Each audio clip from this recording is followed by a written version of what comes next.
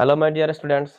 आज हम लोग क्लास 10 के भारतीय भवन का मैथ नियामक ज्यामिति के अंतर्गत एक्सरसाइज 1B का एग्जाम्पल नंबर 3 सॉल्व करेंगे। ठीक है, इसके पिछले वीडियो में इसका बेसिक का प्लस एग्जाम्पल नंबर 2 तक सॉल्व कर चुके हैं। यदि वो वीडियो आप लोग नहीं देखे हो तो मेरे वीडियो के डिस्क्रिप्शन में लिंक दिया है, वहां से देख सकते हैं।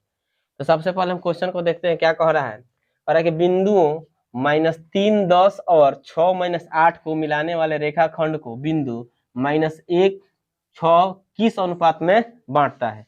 यानी कि हमें इसमें क्या पूछा गया है, अनुपात निकालना है कि किस अनुपात में जो रेखा है बांट रहा है। ठीक है, तो सबसे पहले हम क्वेश्चन को एक बार फिगर के माध्यम से समझ लेते हैं। जैसे कि मान लीजिए एक बिंदु यहाँ पर है और एक बिंदु यहाँ पे है। ठीक है, और इसके बीच में जो बिंदु वो दिया है -1 और कितना दिया है 6, और ये पहला बिंदु मान लेते हैं -3 और 10, और ये वाला दिया कितना 6 और -8। ठीक है, तो ये जो रेखा है इसको, ये जो बिंदु है किस अनुपात में बांट रहा है, यही हमें निकालना है। ठीक है, तो जब भी इस टाइप का क्वेश्चन हमें मिले तो इसमें हमें क्या करना होगा, मानना पड़ता है। तो क्या मानते हैं देख लेना है। तो जैसे कि मान लेते हैं ये रेखाखंड है, इसका नाम हम ए रख दिए, इसको बी, और इसको कहना चाहे तो क्या कह दे सी। तो लिखेंगे माना कि रेखाखंड ए बी को बिंदु सी 1:λ के अनुपात में, 1:λ के अनुपात में बांटती है। ठीक है, हम मान लिए कितना, ये बात मान ली है क्या कि जो अनुपात हमारा है वो कितना है, 1:λ है। तो जब भी इस टाइप का क्वेश्चन होगा तो हम यही मानना होगा। ठीक है, अगर यहाँ पर कुछ अलग भी अंक मान लेंगे तो कोई दिक्कत नहीं है, बिना जगह M1 M2 मानेंगे तो दिक्कत होगा। एक मानना होगा, बाकी यहाँ पर कुछ भी रख सकते हैं। ठीक है, तो सबसे पहले देख लेते हैं, इसको हम क्या मान ले, एक मान लेते हैं और इसको लैम्डा कह देंगे। ये हमारा क्या है, M1 है, और ये क्या है, M2 है। बात समझा रहा ना।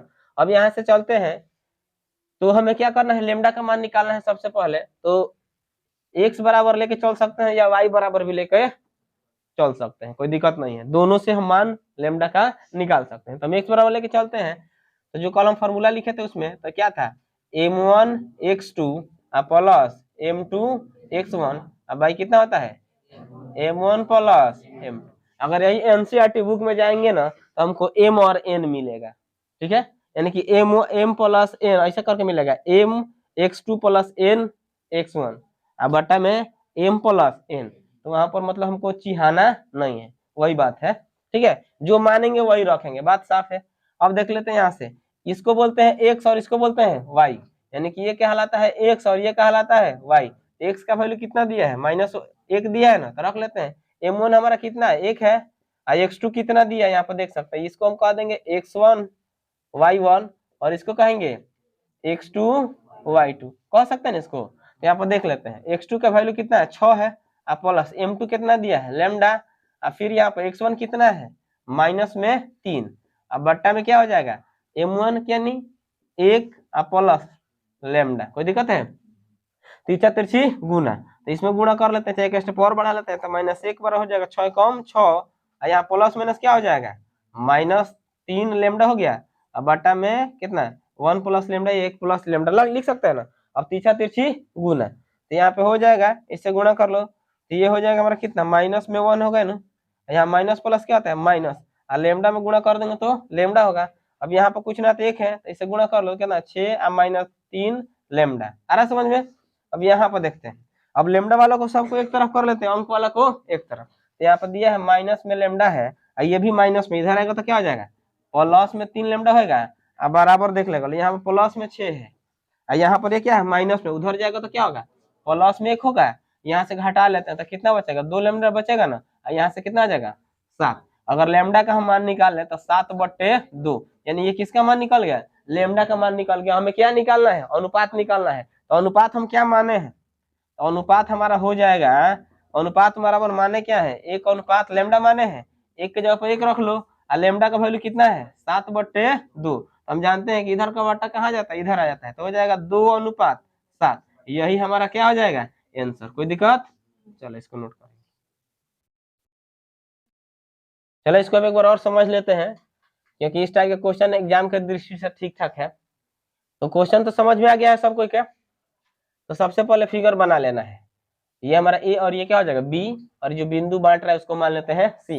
कुछ भी मान सकते हैं, जरूरी नहीं है कि यही मानना है, कुछ भी माना जा सकता है। और उसके बाद जो रेखा हमारा दिया हुआ है इसको ये सी में बांट रही है, तो इसको मान ले कितना अनुपात में बांट रही है, 1 लेमडा के अनुपात में बांटती है। अब देख लेते हैं, अगर एक्स वाला लेके चलेंगे तो एक्स वाला फॉर्मूला लिखेंगे, वाई वाला लेके चलना है तो वाई वाला फॉर्मूला, उस पर भी हमारा आंसर क्या आएगा, सेम ही आना चाहिए। देख लो एक्स का इसको कहते हैं एक्स और इसको कहते हैं वाई। एक्स के जब हम कितना रख दिए, इसमें -1 दिया है तो 1 रख दिए। m1 कितना है, यहाँ पर m1 का वैल्यू, और फिर यहाँ देख लो x2 कितना दिया है 6, तो 6 रख दिए, प्लस है तो प्लस, लेमडा है तो यानी m2 हमारा क्या है लेमडा है तो लेमडा, और फिर x1 देख लो कितना दिया -3 दिया ना, तो यहाँ पर रख दिए। तो नीचे क्या है 1 प्लस लेमडा हो जाएगा m1 और m2 का, तो 6 में 1 से गुणा कर दे कितना होगा 6, और माइनस प्लस -3 में लेमडा से गुणा करेंगे तो 3 लेमडा, और नीचे को उसी तरह रख दिए। अब क्या किया तिरछा तिरछी गुना, तो माइनस प्लस क्या आता है माइनस में 1 हो जाएगा, अब माइनस प्लस माइनस में 1 से लेमडा से गुणा कर दे कितना होगा लेमडा, फिर 1 में 6 से 6, और फिर 1 में -3 लेमडा से -3 लेमडा। अब क्या किया है कि जो लेमडा वाला वैल्यू है उसको एक तरफ, अंक वाला को एक तरफ, तो यहाँ पे हो जाएगा क्या माइनस, और ये माइनस में दिया हुआ है, इधर आएगा तो क्या होगा प्लस में, ये 6 प्लस में है, इधर -1 में है माइनस में, उधर गया तो प्लस में, तो ये दोनों दो तरह का साइन है तो घटेगा, तो 3 में से 2 घटा तो 1 बचा, और 6 कितना हो गया 7, ये गुणा में इधर आएगा तो बट्टा में, तो ये हमारा लेमडा का वैल्यू निकल गया। तो माने क्या है, जो हम मानते हैं ना उसका मान रखना पड़ता है। यहाँ पे 1 अनुपात लेमडा दिया है तो 1 का 1, लेमडा का वैल्यू कितना निकाला गया 7/2, तो इधर का जो बट्टा रहेगा तीसरा तीसरा गुणा करके क्या करेंगे 2:7 लिख देंगे, ठीक है। चलो इसके बाद हम देखते हैं एग्जाम्पल नंबर 4, जो अभी क्वेश्चन बना है सेम टू सेम उसी टाइप का ये क्वेश्चन है, ठीक है। कहा जा सकता है इसका जेहुआ भाई है, ठीक ना। अंतर सिर्फ यहीं पर है कि एक्स अक्ष वाला है, बस समझ रहे ना, बड़का है।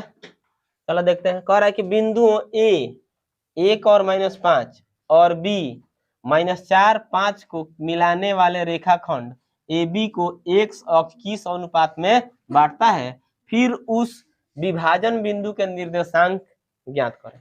बात समझ रहे ना, यानी कि ये जो रेखा है इसको मिलाने वाली रेखाखंड को जो एक्स अक्ष है वह किस अनुपात में बांटता है, और जो विभाजन बिंदु है ना उसका भी हमें निर्देशांक ज्ञात करना है। तो सबसे पहले एक हम फोटो देखेंगे, जैसे कि मान लिया जाए ये हो गया हमारा क्या, मान लेते हैं यही इसको मान लेते हैं, ठीक है, और इसको मान लेते हैं बी। ये हमारा बिंदु दिया है कितना 1 और -5, और दूसरा बिंदु कितना दिया है -4 और 5, ठीक है। इसको कहते हैं x1 और y1, और इसको कहते हैं x2 और y2, कोई दिक्कत नहीं है। अब चलते हैं, मान लेते हैं जो बिंदु बांटा गया है उसको हम मान ले क्या C। अब बात यहाँ पर यही समझने वाली है, थोड़ा सा हम लोग इसके बारे में पहले भी जानते हैं। बात क्या हुआ है, एक्स अक्ष की बात हो रहा है, तो जब बात एक्स अक्ष के हुआ है तो y का वैल्यू 0, जब y अक्ष के बात होगा तो x का वैल्यू, तो हमको पॉइंट भी मिल गया। यानी कि यहाँ पर बिंदु जो हमारा बनेगा, जो C वाला बिंदु बनेगा वह क्या बनेगा x और 0 बनेगा, क्योंकि x अक्ष बांट रहा है, ठीक है। अगर y अक्ष कह देता है तो क्या हो जाता है y 0 और y होता है। यहाँ पर x अक्ष कहा है तो पहले का बिंदु को मान लेंगे x और दूसरा को क्या मानेंगे 0, क्योंकि हम जानते हैं कि x अक्ष पर y का मान 0 होता है और y अक्ष पर x का मान 0 होता है। समझ में आ रहा है ना, उसी टाइप आगे बढ़ेंगे आप, ठीक है। फिर वही बात इसमें भी लिखना, मान लेते हैं कितना अनुपात में बांटेगा, 1 अनुपात लेमडा के अनुपात में बांटेगा। इसको मान लो 1 और इसको मान लो लेमडा, इसको कहेंगे m1 और इसको कहेंगे m2। बात समझ आ गया ना।